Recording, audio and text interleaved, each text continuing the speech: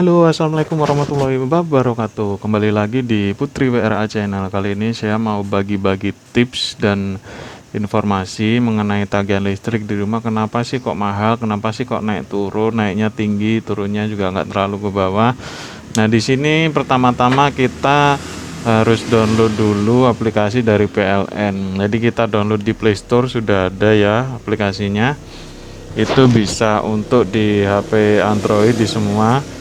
Jadi aplikasi PLN Mobile ini nanti fungsinya kita untuk mengetahui tagihan listrik dalam beberapa bulan terakhir. Jadi di situ kalian bisa ngecek juga listriknya tuh naiknya seberapa, tinggi atau enggak, terus turunnya itu banyak atau cuma sedikit. Nah, mula-mula kita download dulu aja, diinstal dulu aja aplikasi PLN Mobile-nya di sini. Langsung aja di download.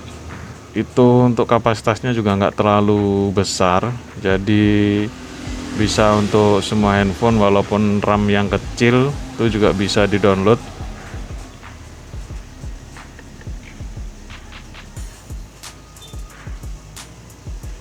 Nah, ini masih proses install dari aplikasi PLN Mobile-nya. Sebenarnya aplikasi ini bisa berfungsi sekali, membantu sekali jika kalian semua nanti mau ngecek tagihan sama atau mau cari-cari informasi mengenai PLN. Nah, jika sudah di-download, langsung aja daftar, ketik nama lengkap dan isi datanya di sini semua sesuai kolom-kolomnya itu.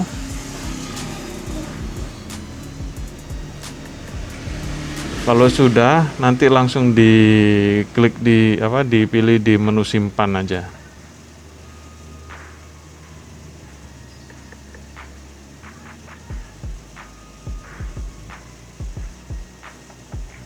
Nah, jadi kalau sudah mendaftar di aplikasi PLN Mobile-nya, kalau mau login tinggal masukkan password yang dibuat tadi. Jadi nggak usah masukkan data awal, langsung masukkan password aja. Kalau passwordnya sudah, langsung dipilih menu login.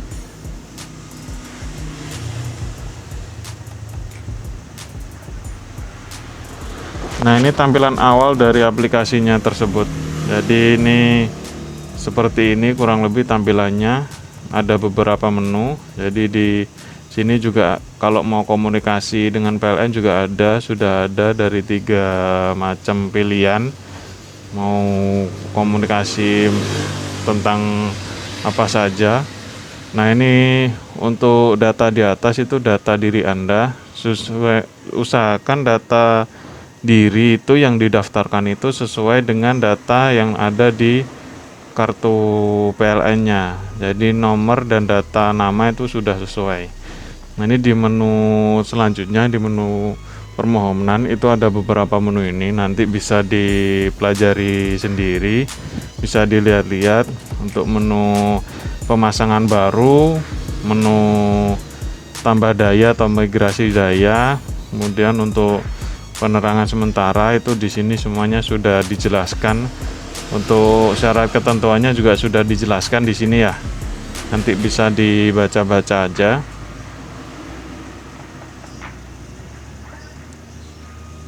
Oke, ini kalau misalkan nanti mau memasang daya baru, jadi formnya seperti ini sih. Nanti untuk layanan pengaduan, jadi misalkan ada gangguan listrik di rumah atau gangguan listrik di tiang di PLN yang misalkan dekat dengan rumah, bisa dilaporkan di sini juga. Jadi lebih cepat. Juga pasti nanti juga dari aplikasi pusat ini bisa disalurkan ke daerah masing-masing. Nah, ini mengenai informasi ini misalkan tagihan dari rekening listrik saya ini dari beberapa bulan yang lalu muncul di sini.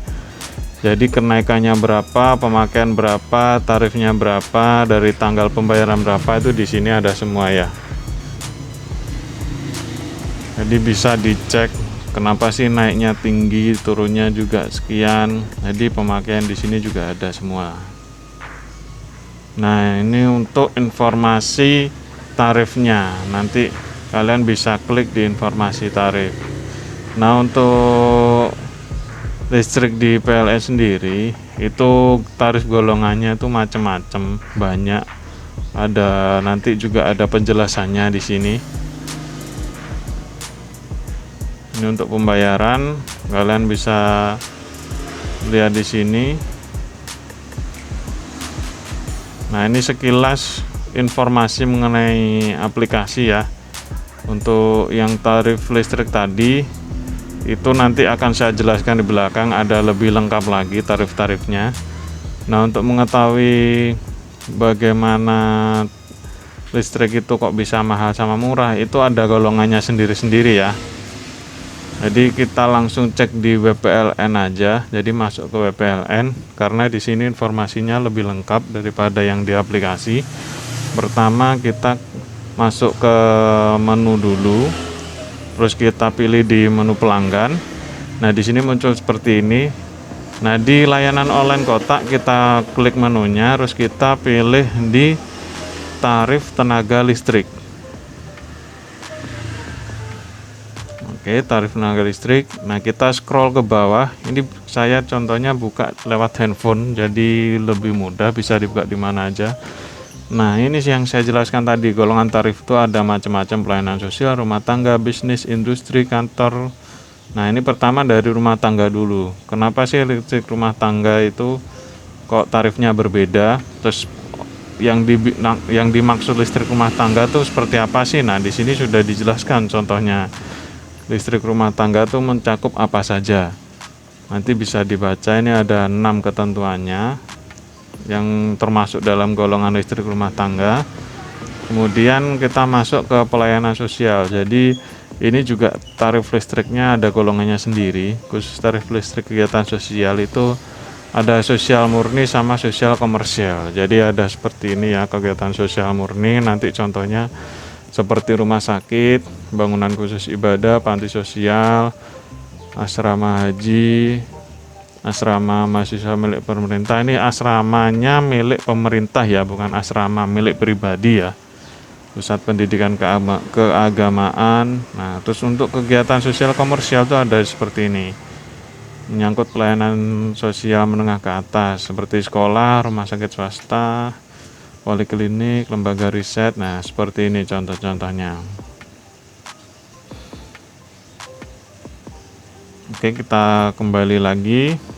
Nah, ini untuk yang di bisnis, golongan tarif bisnis itu seperti apa sih? Jadi kalian misalkan di rumah atau di mana aja itu punya usaha, baik itu usaha jual beli barang dan jasa, usaha perbankan, usaha perdagangan, itu berupa kantor, CV, PT atau badan hukum, usaha pergundangan. Nah, di sini kalian bisa mengajukan untuk migrasi ke bisnis.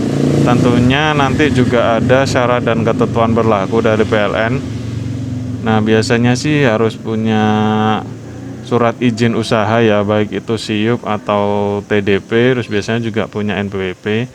Jadi di sini pun tarifnya juga berbeda seperti tarif yang golongan rumah tangga.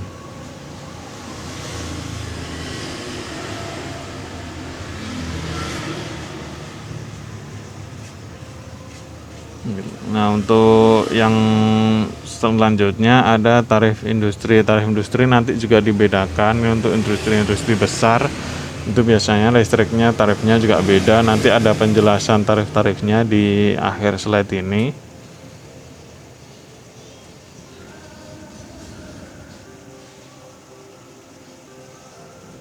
Nah, di sini juga ada keterangan mengenai apa saja sih yang pelayanan dari PLN yang diberikan. Itu kalian juga bisa dilihat di menu web PLN-nya ini.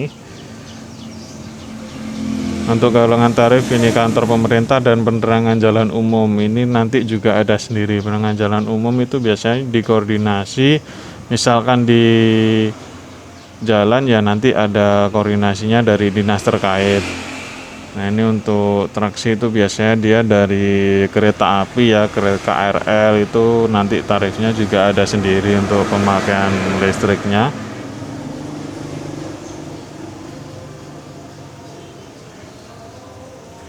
Nah, untuk golongan tarif curah di sini juga dijelaskan biasanya salah satu badan usaha seperti KUD. Nah, itu nanti juga biasanya dari desa itu yang nanti mengurus hal ini, kemudian sudah dikoordinasikan dengan pihak PLN setempat.